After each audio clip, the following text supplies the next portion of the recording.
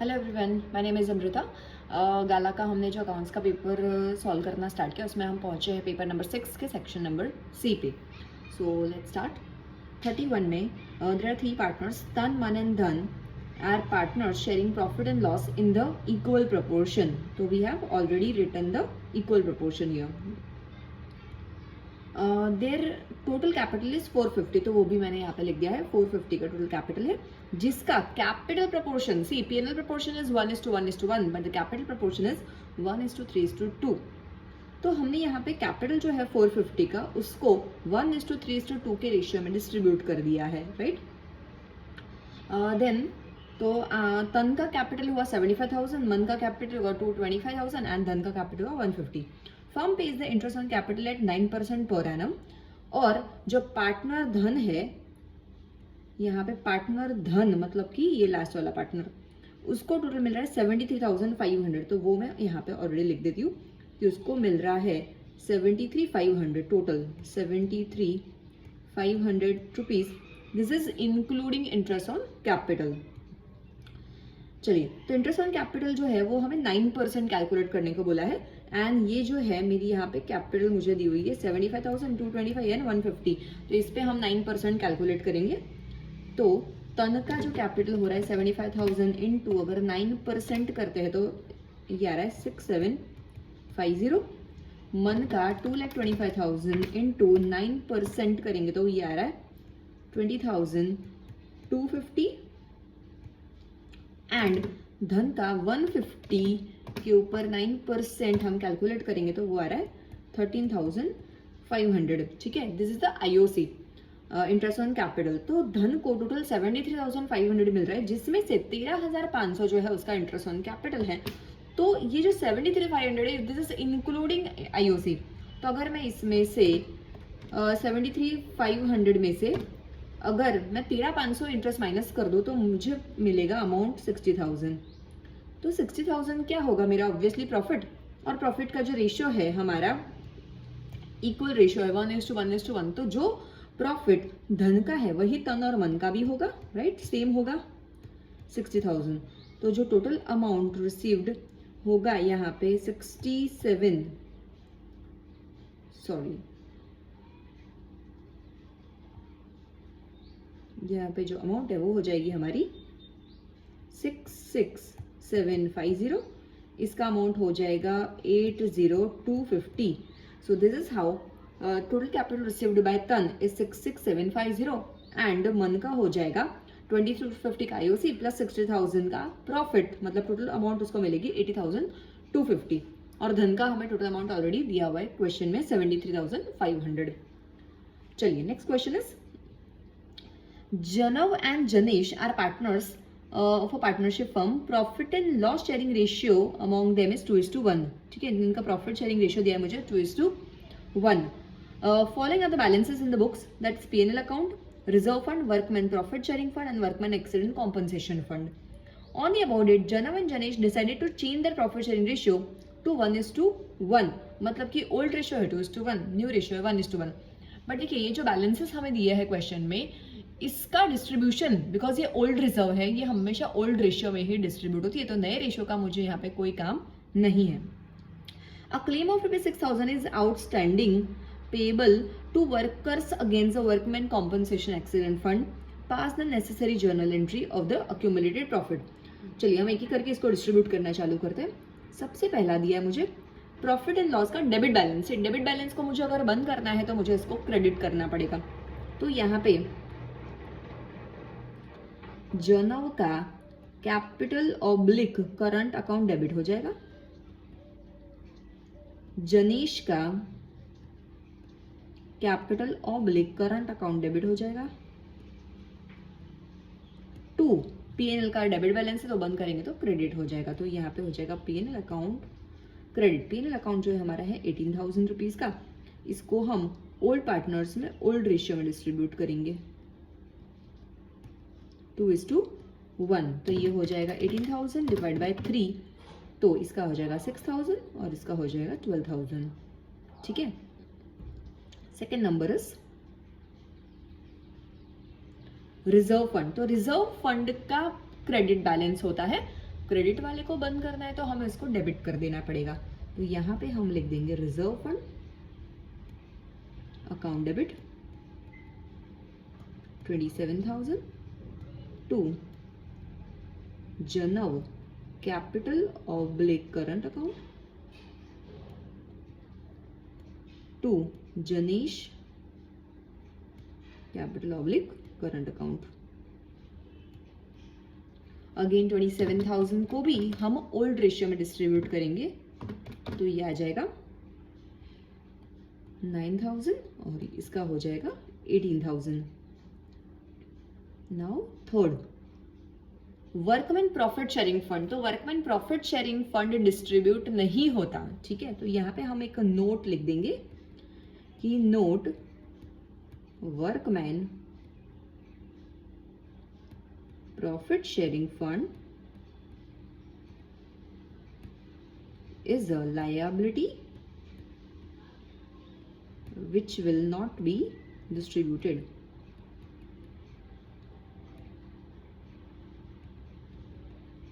ठीक है। Now next is fourth number, जिसमें दिया मुझे वर्कर एक्सीडेंट कॉम्पनसेशन फंड। तो वर्कर का फंड हमने 27,000 का बना के रखा है, बट ऑलरेडी एक 6,000 रुपीज का क्लेम आ गया है।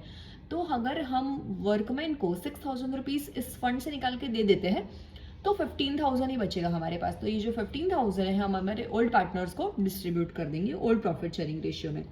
तो ये बन जाएगा workman accident compensation fund account debit. Amount हो जाएगी इसकी 21,000 माइनस 6,000 का claim, so we will be able to distribute only 15,000 amount to Janav capital oblique current to Janish capital oblique current account। तो 15,000 को भी हम इसी रेशियो में अगर डिस्ट्रीब्यूट करते हैं तो ये अमाउंट आ जाएगा हमारा 5,000 एंड अमाउंट हो जाएगा ये 10,000। अब इस केस में जैसे reserve fund and workman compensation fund, इन दोनों का क्रेडिट बैलेंस है, तो इन दोनों को मैंने डेबिट किया है, ठीक है। तो हम सेकंड एंड फोर्थ का कंबाइंड एंट्री भी कर सकते हैं, मैं आपको वो भी समझा देती हूँ alternatively. Okay, so I will write here combined entry of second and fourth. Okay, तो वो किस तरीके से होगा ना, हमारा रिजर्व फंड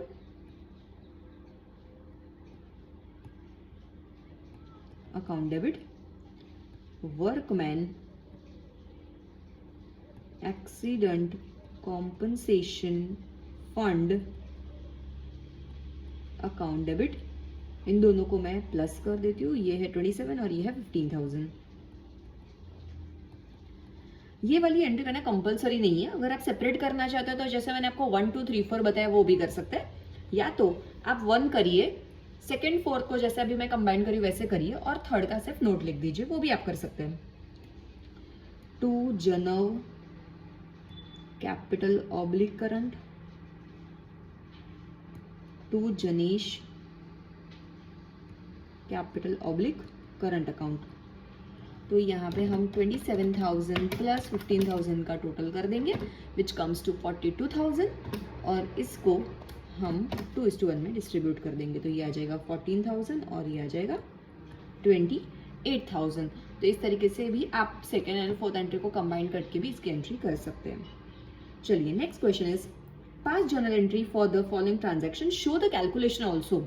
जहाँ पे जरूरत है वहाँ पे वर्किंग नोट प्लीज करिएगा। At the time of dissolution total asset of the firm are 4 lakh. So I'll write here total assets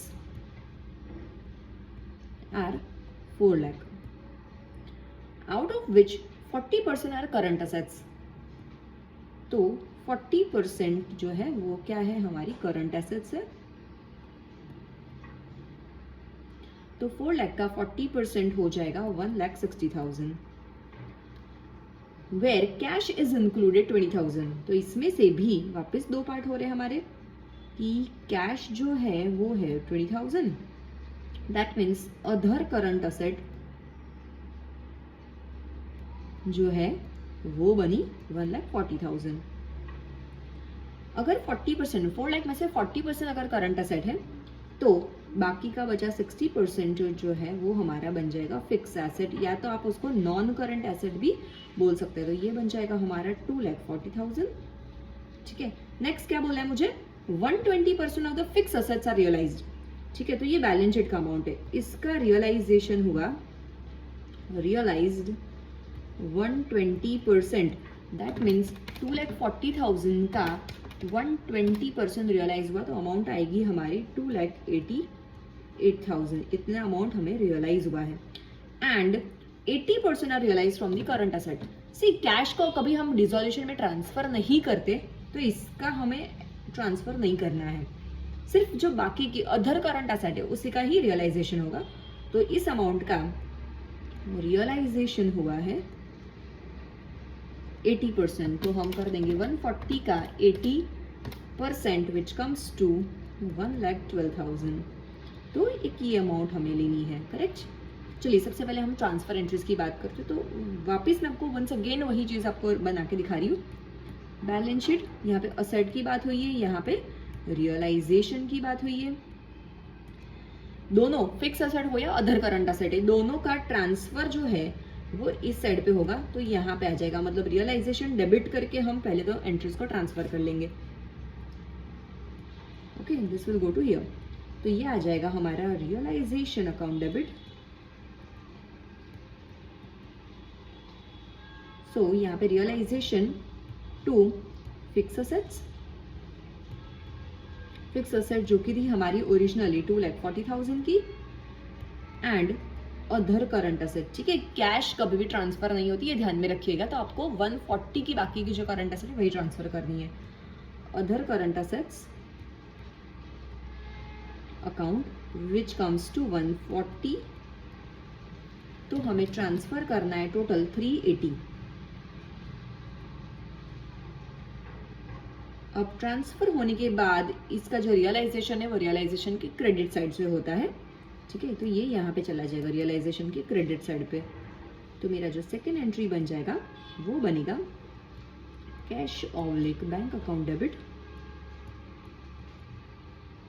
to realization account, दोनों के लिए, क्योंकि दोनों अकाउंट बंद होकर रियलाइजेशन में जा चुके हैं। तो यहाँ पे हम दोनों अमाउंट का टोटल कर देंगे, दैट इज 288 प्लस 1,12,000।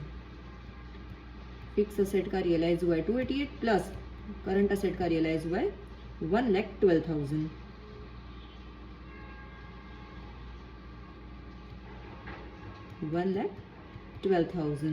तो इस दोनों का हम टोटल कर देंगे 2,88,000 प्लस 1,12,000, जो कि अमाउंट आ रहा है हमारा 4 लाख।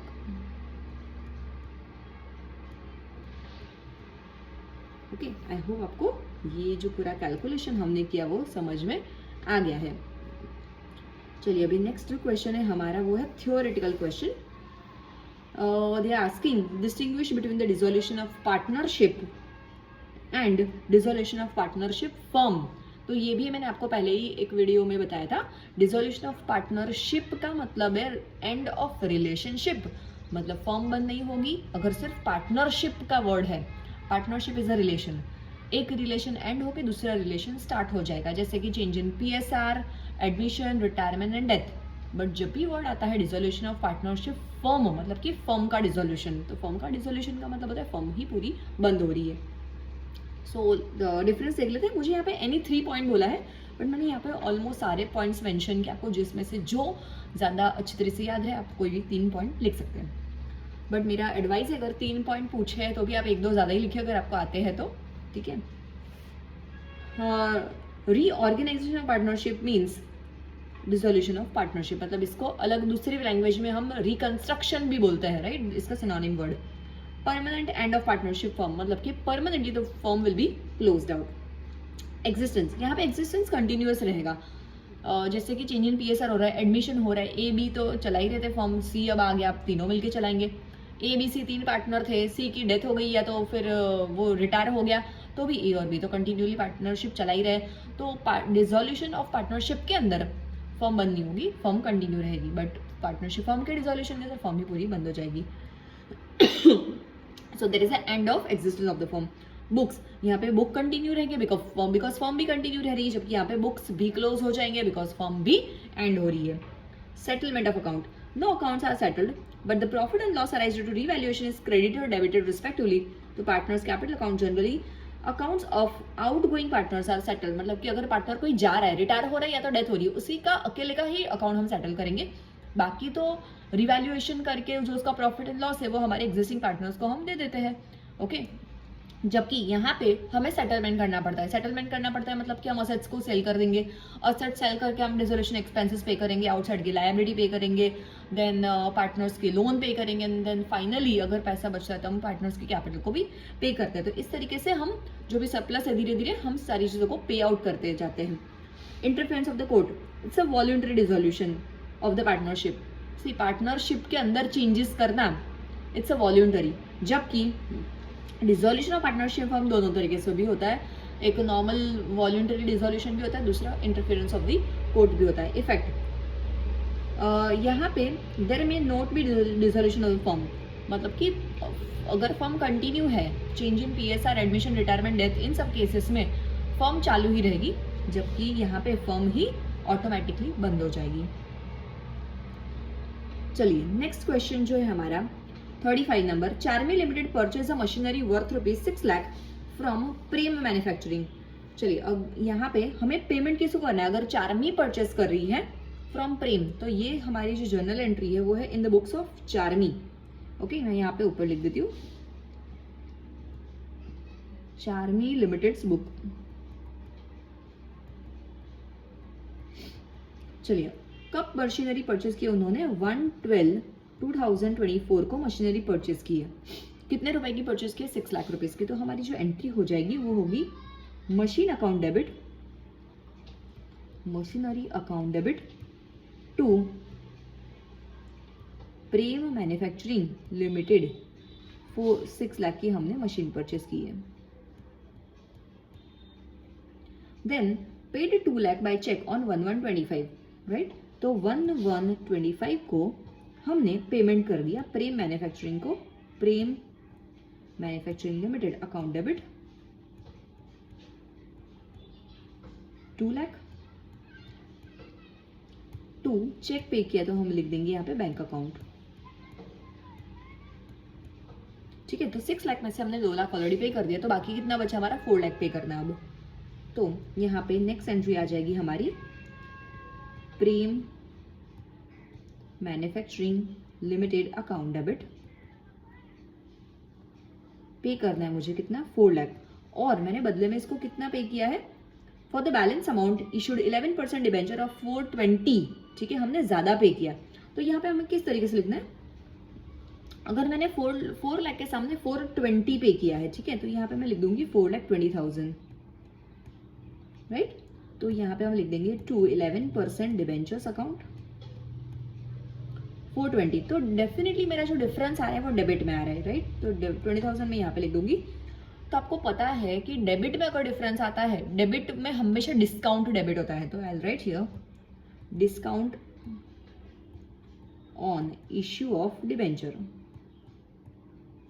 Account debit 20,000. ठीक है, अगर 4 लाख पे करना होता और उसके सामने 380 की अमाउंट होती तो क्रेडिट 380 होता, तो डेफिनेटली डिफरेंस हमारा क्रेडिट में 20,000 होता. और क्रेडिट में अगर डिफरेंस आया तो we will write SPR security premium reserve. चलिए, ये भी क्वेश्चन हमारा यहाँ पे कंप्लीट हो गया. Next is also a theory question again. Answer, when the debentures are issued at more than the face value. तो मुझे शॉर्ट नोट पूछे डिबेंचर्स इशूड एट प्रीमियम के बारे में. तो जब भी मान लीजिए 100 रुपए का अगर फेस वैल्यू है, उसके ऊपर मुझे 50 रुपए या 20 रुपीज जो भी अमाउंट पे करने की आ रही है ज्यादा, मतलब जितनी भी अमाउंट है उससे मैं अगर ज्यादा अमाउंट पे कर रही हूं तो इसको बोला जाएगा डिबेंचर इशूड एट प्रीमियम. ठीक है, चलिए, when the debentures are issued at more than their face value, it is to be said that it have been issued at a premium. For example 100 रुपए का डिबेंचर 120 में अगर issue करी हो तो जो प्रीमियम है वो कितने का हो जाएगा 20 रुपए का. As per company 2013 premium account of the debenture is transfer to which account security premium reserve account. Same share capital के चैप्टर में भी यही चीज थी. Debenture premium is a capital profit and can be used to write off the capital losses because debenture issue करना is not a recurring nature transaction. Debenture premium cannot be used for the distribution of the dividend because ये free reserve नहीं होती, right? चलिए, security premium reserve account is shown on the equity and liability side of the balance sheet under the head of reserve and surplus. Okay, I hope आपको ये भी last जो हमारे paper का section है वो भी समझ में आ गया होगा. अगर आपको वीडियो अच्छा लगा तो प्लीज़ अपने दोस्तों के साथ शेयर कीजिए and do subscribe the channel. Thank you so much. Thanks a lot.